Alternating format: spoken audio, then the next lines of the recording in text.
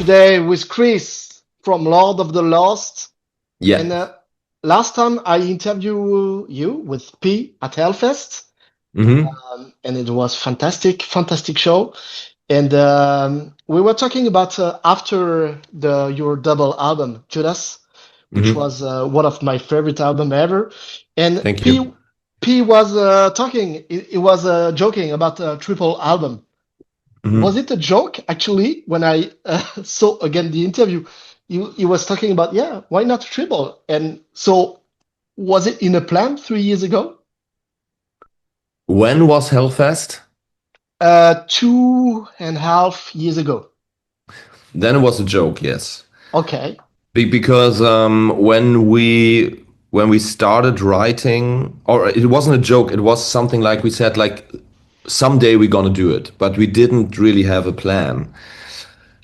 When we started writing Opus Noir, we just wanted to do a normal album. This is what we said. We said, like, let's just do a normal album. And we started writing songs in early 2024. And in the middle of the year, we had so many songs already. And we thought, like, okay, we need to throw away some of them. And then we checked and we didn't feel like we want to throw away any of them. And we knew it would be enough for 3 albums, but we thought like a triple album, releasing everything at the same time might be too much. So it was more interesting for us to go bit by bit and release it bit by bit, more like Guns N' Roses, Use Your Illusion 1 and 2, or System of a Down with Mesmerize, Hypnotize. Just you have the same album feeling, but actually give people 3 records. So we planned to make it a trilogy after we realized how many songs we had. We didn't plan this from the beginning.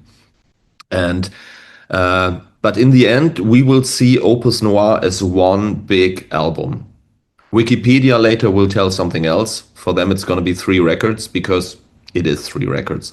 But we see all of this as one big album. Yes. Okay. It seems that you don't have the blank page, the syndrome of the blank page. When you hear again, listen to again Judas, your fantastic double album. Everything's perfect, and I feel this is quite the same. I really enjoy Opus Noir Volume One. I spent all my summer with this album Oh, crazy. in the car, and yeah, different flavors. Um, could you could you give different colors between volume one and volume two, or the all the volumes are like 50 shades of gray? Yeah, it would be 33 shades of black, I think. But no, I think there's a little bit of different colors overall on each record because on volume one, we chose the songs which felt most Opus Noir, like the core of it, the essence. It's a little like a superhero movie. In the first part, you want to show how the superhero is born. It's all about him, how he becomes what he is. And you don't start telling side stories and too many characters. And then you do volume two, and then you open the world bit by bit. And the main differences that I see, which is just a feeling, and everybody might feel this differently, but for me, volume two seems a little more winterly. It fits more to the darker time of the year. Some Mm. songs are a bit more quiet, there's more ballads. And volume three, when it comes out in April, it might be the brightest of them all, the most hopeful, which makes sense when you end this trilogy that you kind of end it a little more hopeful and it leaves some more open questions. Where would we go afterwards? So, To write and to record such a trilogy, um, do you need a real team with you, or are you the only one to write music? no, no, everything we do is always teamwork. It's always teamwork. But it can be teamwork says like there's a dynamic to it. There's some songs that I just did myself.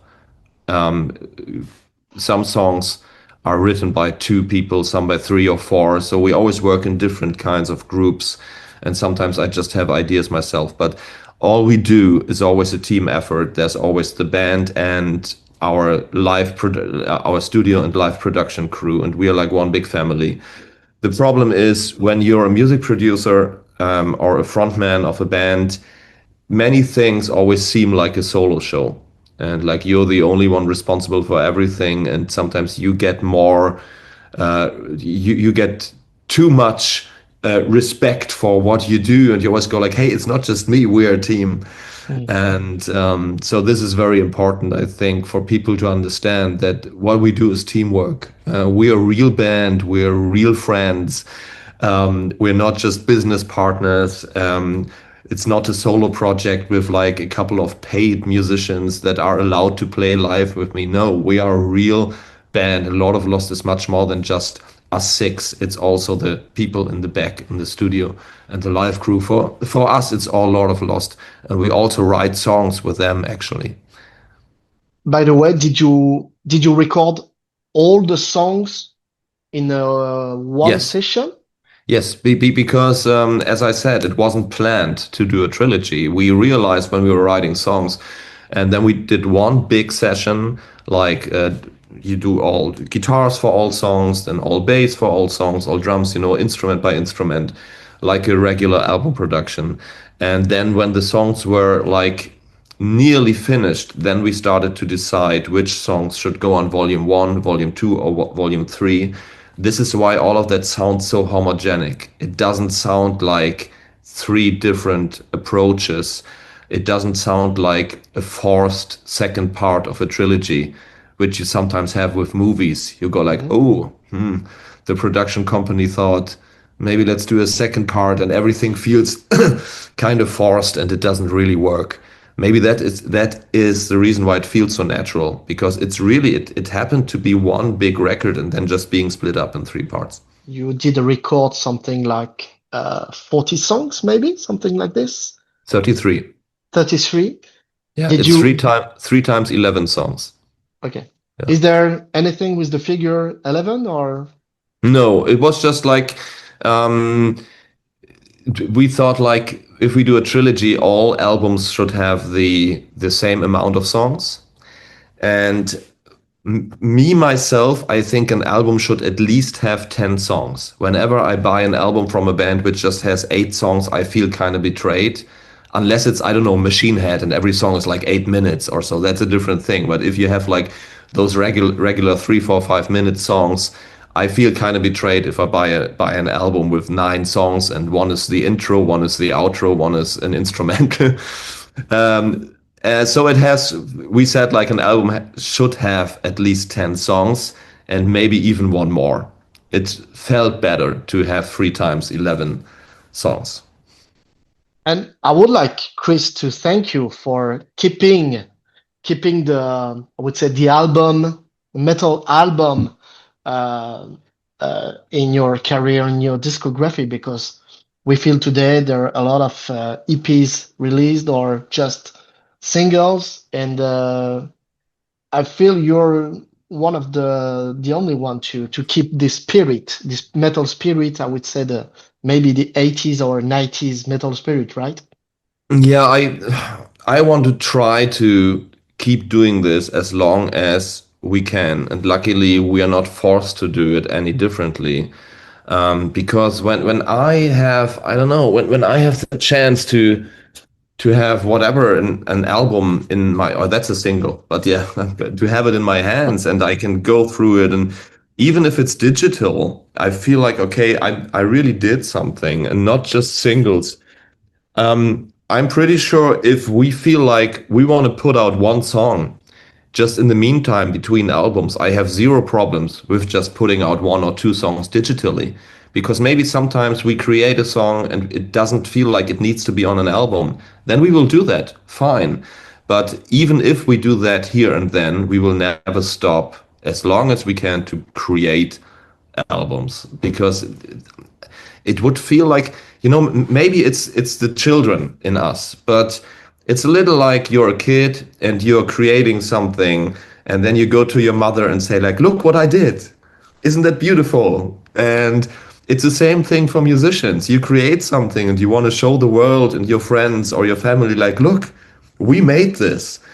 And if I go there like, look, there's one song online on Spotify, it's different than Mm. telling like, here, this is our record. So we will keep on doing that for as long as we can. And I think history will show that musicians that could put double or triple albums will last forever, in the history, I would say. Let's hope so. Maybe, yeah. I hope so. So I don't really think about the far future about that because I don't really care. I don't want to live in the future and then later live in the past and be all sad about it. I live very much in the present, and in this present, I feel like I really want to create albums and not just singles. P said in your latest interview on YouTube that you made some artistic choices that you couldn't do 5 years ago, and it was picking about the Bizarre song. Hmm. But what about this? What about this song with the Finnish rapper Revyard, which is for Hmm. me something very new and Hmm. pretty unusual, pretty pretty bizarre at the first listening, but it's one of my favorite songs because it's and I Yeah, saw the lyrics and it was in Finnish, and yeah, it was for me like kind of Japanese, or it was, I like when it's different, yeah. So what about these artistic choices that you couldn't do 5 years ago, and you dare? You would actually have to ask P about it because I don't know what he means. I cannot speak for him. But about that song, yes, it's surprising. And the interesting thing is, this song, the demo of the song existed before without Carrier. So Okay. it just had my vocals on it. So in the parts where he's singing, there were just like different vocals with different lyrics in English. And without him, the song actually sounds like a pretty normal Lord of Lost song. More a party song because the song is a little lighter. It's not that heavy and not that sad. But it sounded like a pretty normal song. And then he came in with his Finnish stuff and made the song so special.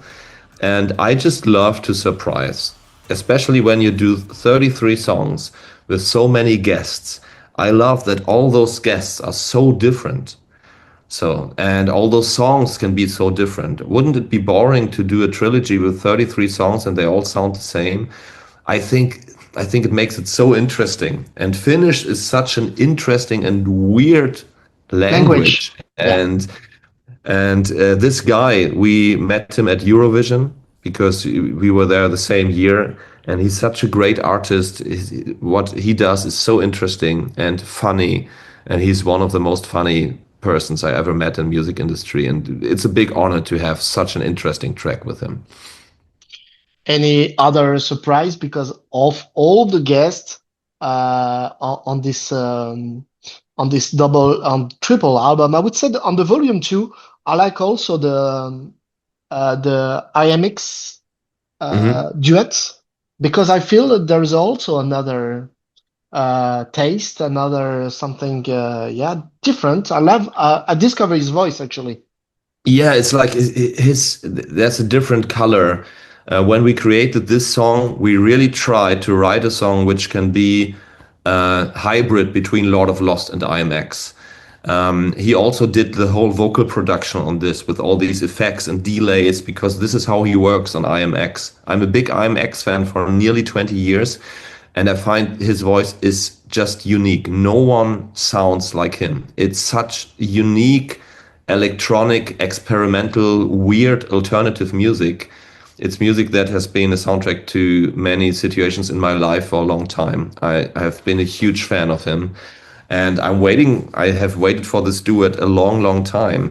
Talking about surprises, maybe what will be interesting for you on Volume 3, which will come out next year, we're gonna have a French song on it.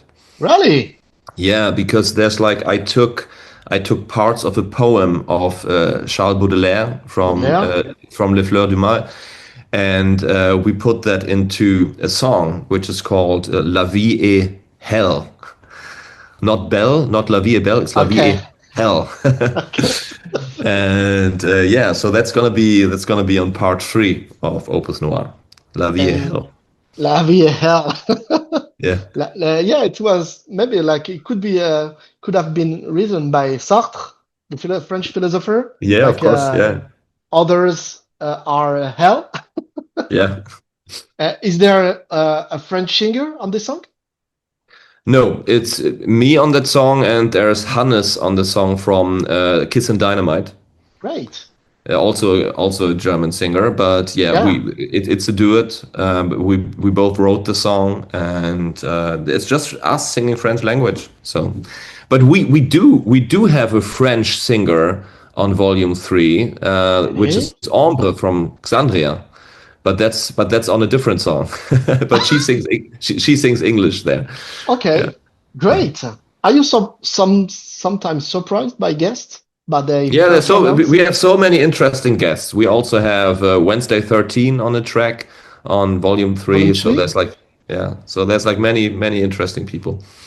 And you will tour with Wednesday on in the Yeah, yeah. USA very We will soon? tour the US, and of course we will gonna play the song there then. Yes. Great. I saw that you met Roxette Hmm. few few days ago or few A few weeks days ago, ago, yeah, last Saturday. Yeah. and I was wondering if you want to, would you make a duet with maybe in the mainstream rock scene or Of course, I don't care if things are mainstream or not, because I just think mainstream just means many people are listening to it. So in that sense, even us in some parts are mainstream. I am not alternative music gatekeeper who says like, oh, I'm so alternative and I'm never going to be mainstream. It's never going to be my decision if I'm mainstream or not. It's being decided by how many people are actually listening to our music, if we are mainstream or not. Yes, I absolutely would be open for a collaboration with Pear from Roxette. I would love that. Yeah, and maybe I don't know. Maybe if there's a miracle in the future and it happens, that would be a dream come true. Absolutely. in one song on the volume one, you're talking about one of us will be next, Hmm. and you're talking about death, really, right? It's actually in volume two. Yes, In yeah, volume but two, yeah, sorry. yeah, yeah. And I was wondering about as you're kind of, are you in the 40s in your I'm life? 45. Yeah. 45. I'm 48 very soon, and I was wondering about yeah your death. What do you think? Are you afraid of death? And what's the meaning of this song? I'm not afraid of death per se. I'm not afraid of leaving this place when I think about me, but I'm afraid for the people around me. I wouldn't want to have my son grow up without a father. So this is actually the only thing I'm afraid of, not because of me dying, but because of the suffering that might come with it for others, like for my son. The song itself, yeah, it's a very direct song. The lyrics are very direct. There's nothing to interpret. There's no you won't read the lyrics and go like, okay, what does he mean? It's very clearly about, yes, one of us will be next, and this applies for every group of people. You and me, one of us will be next. We won't go at the same time. One of us will be first. If we are in a room playing a concert for 3,000 people, one of those 3,000 people in the room will be next. And the meaning of that song is not to make everybody depressed, like one of us is going to die and one of us will be next and now we are all sad about it. It's more about like saying, hey, one of us will be next, so let's use this moment. Let's use the time that we have. It's a song about that. It's a song about cherishing and valuing the present. So next volume three, will be out next April. Yeah. Volume 2 is December 12th. Volume 3 is April 10. Yes. And we're going to come to France next year for 4 days. Four, Yeah. of Yeah. course. You will be in Paris, Élysée-Montmartre, Oui. uh, We La Roche-sur-Yon, Lyon, Toulouse. Et Toulouse, oui. and Toulouse. Yeah, you start to have the French accent, right? I actually I had French in school, and I can basically understand everything, but I didn't train my speaking since school, so it's really hard for me to speak. But when I read stuff, I understand really like mostly everything. When I listen to people, if they don't speak too fast or they have like I don't know a suburban Parisian dialect or whatever, then I it's easy for me to understand. But speaking is a different level. All the conjugation and all the time tenses and stuff. It doesn't come naturally to me. But speaking and like understanding is easy for me. And thanks to Baudelaire, you can you Oui. can. Did No, you? actually, it was like it was interesting to get it right. What I did for the La Vie est Hell song.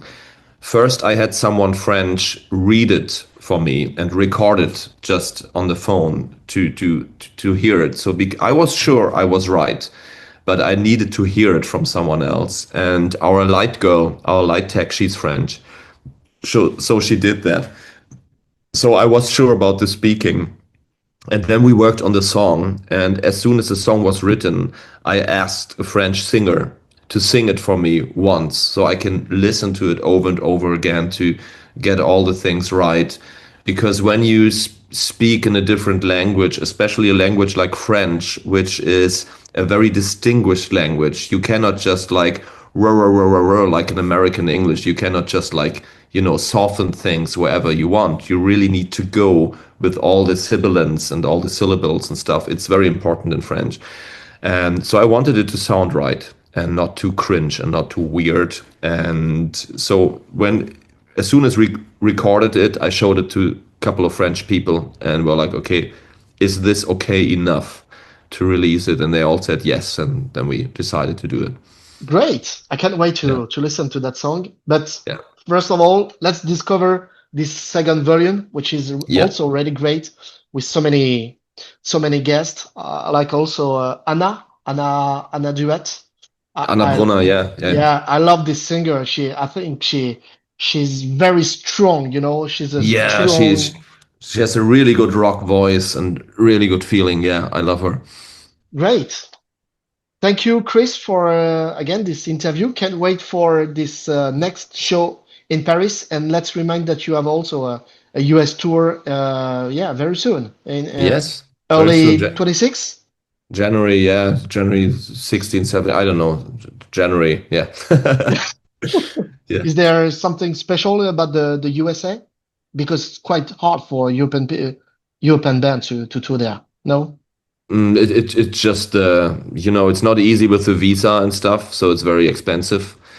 The time of the year is not so nice, so it's gonna be very, very cold, especially at the East Coast. New York and stuff in January, it's very cold. So, but in the end, it's just a normal tour. Great. Thank you, Yeah. Chris, again, Merci and beaucoup. see Au you next revoir. see À you bientôt. next year. Auf Wiedersehen. Yeah. Bye bye. Thank you. Bye.